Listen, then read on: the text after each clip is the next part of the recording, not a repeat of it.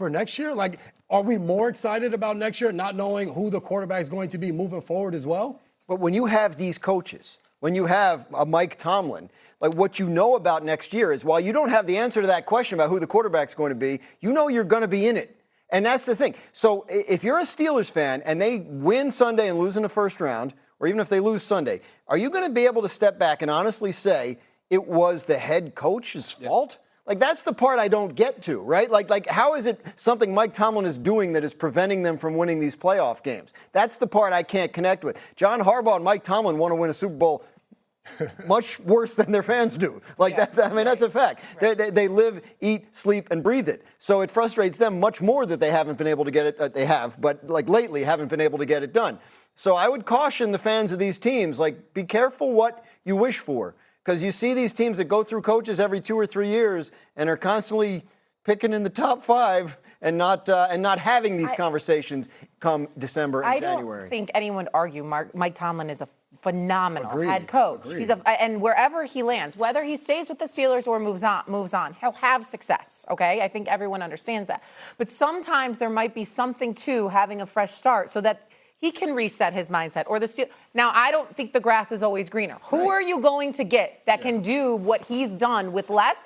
I don't have the answer to that. But to your point, like, when have they been? Well, this weekend they were disappointing in that loss. Like, all they had to do was win, and then they'd have a home playoff game.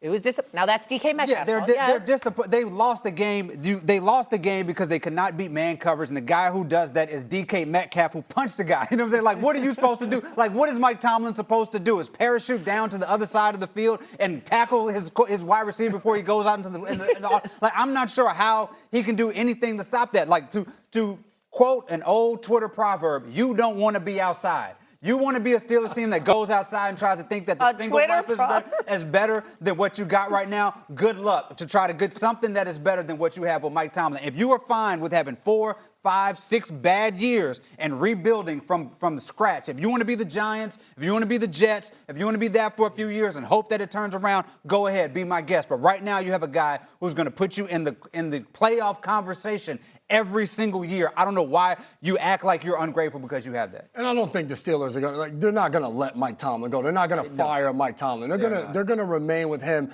as their head coach. But you got to understand where they come from. And I think on the other side for the Baltimore Ravens, they don't have some of the same excuses that we talked about with Mike Tomlin. For John Harbaugh and this team, yes, I know Lamar Jackson was banged up, but before he got hurt with the hamstring, they were a struggling team that we were saying, hey, they're going to have to try to find a way just to sneak into the playoffs. So I think on their side of it, there is disappointment. We've talked about throughout the course of last week and this week of Lamar Jackson's contract and Harbaugh, what happens between those two. Is the connection strong enough to go into next season and find a way to overcome some of these things? So I think that conversation is a little bit louder than the one with the Pittsburgh Steelers. Just two very different situations. I think Pittsburgh's whole last half decade looks different if they had a real answer at quarterback instead of patching it together sort of on the cheap the way they've tried to do it, although they did use a first-round pick on Kenny Pickett. It didn't work out. Baltimore's got an MVP quarterback, multiple-time MVP quarterback that they have not been able to build a championship team around, and I think that becomes the conversation now with that contract getting to the point where